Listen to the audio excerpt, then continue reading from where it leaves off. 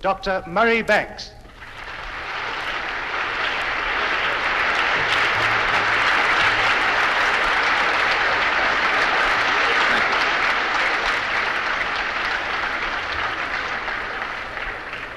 This evening, ladies and gentlemen, we are going to talk about the humor that is part and parcel of the Jewish people. And of course, this is probably the most interesting and the most exciting humor in the world. There is a psychological reason why Jewish people have the particular kind of humor they do. And I'm going to try to illustrate why that is through their experiences and through their culture. For example, I think that if you begin with the study of Jewish humor, the psychology of Jewish humor, you must begin with New York's East Side. That will give you, I think, probably the greatest insight to the behavior and the thinking of Jewish people, because this is where all the Jewish immigrants landed.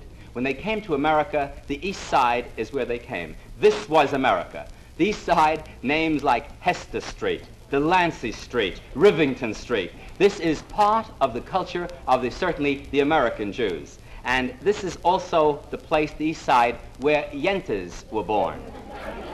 Now, for those of you who don't know what a Yenta is, I'll give you an illustration.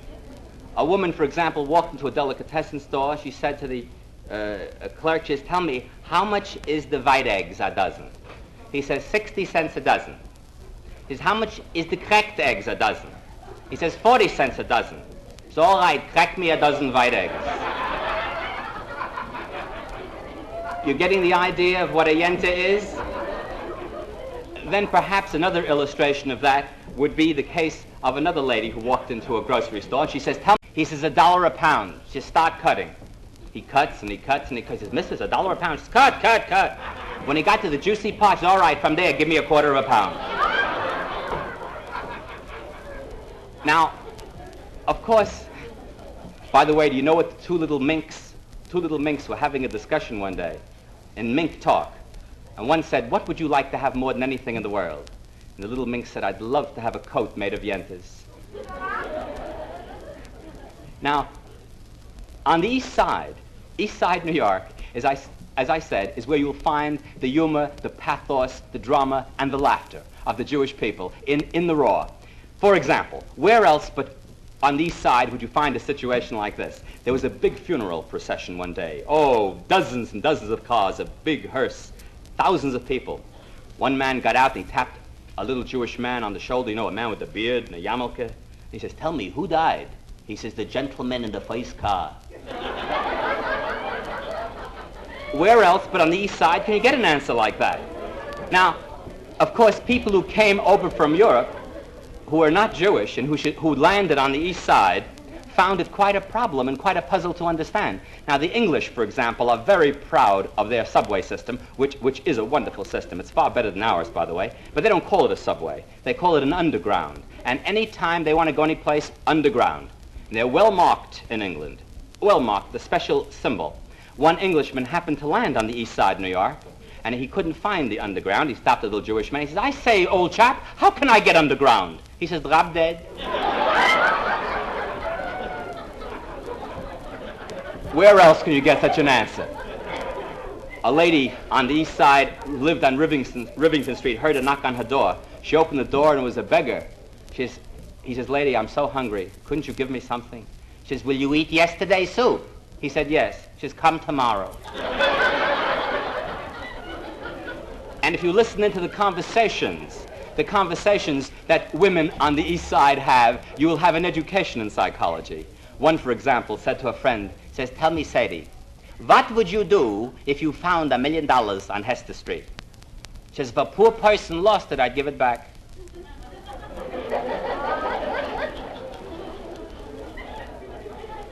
One day she asked her this question, she said, "Tell me, do you believe in having children young?" She says, "Why not? Who wants old children?"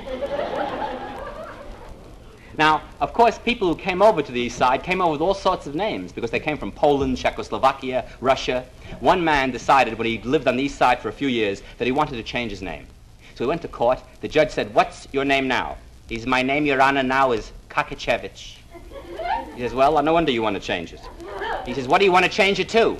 He says, "I don't know. I didn't think about it. I just want to change it." He says, "Where do you live?" He said, I live on 114 Stanton Street. He says, Stanton? That's a fine American name. How would you like to be called Stanton? He said, I'd like it very much, Your Honor.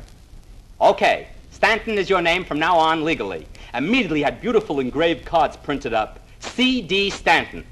Someone said, what's the C.D. for? He said, Corner de Lancy. Now, the one thing that characterized Jewish immigrants on the East Side was their striving to be better than they were. They went to night school. They tried to improve themselves. The night schools boomed on the East Side. Everybody wanted to get their citizenship papers, or as it's known, citizenship. One man took a test to become a citizen, and he studied hard. And one of the questions was, what is the capital of the United States? He said, Washington, D.C. They said, what does the D.C. stand for? He said, I just told you, Washington, the capital. Of course, the tastes were simple. The little things were appreciated. And when someone left the East Side and he found better things, of course, he'd ship it right home. One boy, for example, went on a trip around the world from the East Side. He found, when he got to India, a beautiful parrot, long, lovely colors. But the most outstanding thing about the parrot was this parrot could speak 8 languages fluently. Oh, he says, I've got to send this to the East Side. Oh, I've got to. He bought the bird, created it, and shipped it home to his mother. When he got home, a few months later, he says, Mama, how'd you like the bird I sent you? She says, delicious. She says, Mama, you ate that bird? She says, certainly. She says, Mama, that bird could speak 8 languages. She says, so why didn't he say something? Of course, the ladies on the East Side, when they went to a doctor, this is, of course, when their psychology would come out in full force. Because a Jewish lady on the East Side likes a doctor with a long beard. Because the longer the beard, the more experience he must have. The older he is, the smarter he must be. He can be sterile in the head, but if he looks old and with a beard, he must be good. For example, one little Jewish lady came into a doctor's office, but instead of an old doctor with a beard, a young, handsome doctor came out. He said, Madam, go in the other room and remove all your clothes. She said, naked? He says, yes, naked. She says, Doctor, you first.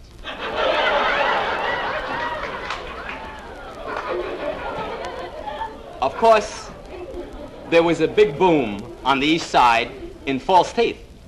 Oh, there was a big boom in this. One little Jewish lady had a set of false teeth made up. She ran back to the dentist. She says, Doctor, the teeth is too big.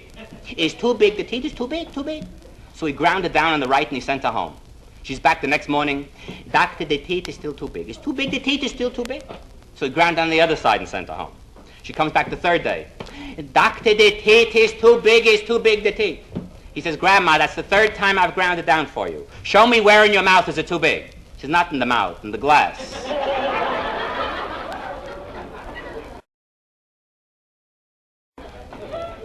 Naturally, the language of the East Side was Yiddish. And of course, this is passing out of the picture. It has already passed out of the picture because the East Side Jews have become assimilated. They have gone to night school. They have learned their English. And Yiddish is a dying language. But still, while my knowledge of Yiddish, and which I learned many years ago on the East Side, is still pretty good, I will confess to you that I ran across one Yiddish phrase that took me over 2 years to find out its meaning. I asked over 80 rabbis, none of them ever knew. And you know what I found out what it meant? At Lois de Lancey. Lois de Lancey. Now, if you know what it means, don't tell. It took me 2 years. I wonder if you know what a hese dunde is. A hese dunde. I didn't know. Now listen, I went to Lois de Lancey one night with my aunt to see a movie. It was very, very warm in the theater, so I stood up to take off my jacket. The woman behind me hits me on the back and she yells, "Hey, se dunde!"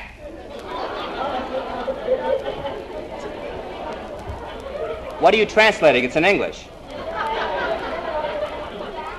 I hope that you can see that probably the thing that characterizes the psychology of the Jewish people more than anything else, is their fantastic sense of humor. And if you want to know why the Jewish people have such a highly developed sense of humor, it is not an accident. Because if you take them as an ethnic group, you will find that their sense of humor is one of the most highly developed of any ethnic group in the world. And the reason for this is that they have gone through centuries of persecution. And if they did not develop that particular sense of humor, they would be extinct today. It is the sense of humor that has kept them together, the sense of humor that's kept them stable and sane, because they're able to face difficult situations and persecution and a lack of understanding with a little laugh. For example, a rabbi was driving his car to officiate at a confirmation ceremony. It was a foggy, rainy night, and he smashed right into the car in front of him. He stepped out, and who should get out of the other car but a priest? He said, "Father, I'm so sorry. It was so slippery. It was so foggy. I couldn't see what I'm doing. I couldn't help it. I see you're very nervous here. I got a bottle of whiskey I'm taking with me. Have a drink. It'll settle your nerves." He says, "Thank you very much, Rabbi. I certainly need it." He says, "Father, I see you're still nervous. You better have another drink." He says, "Thank you very much, Rabbi. I will." "Rabbi, aren't you going to have a drink too?" He says, "No, I'll wait till after the state police get here."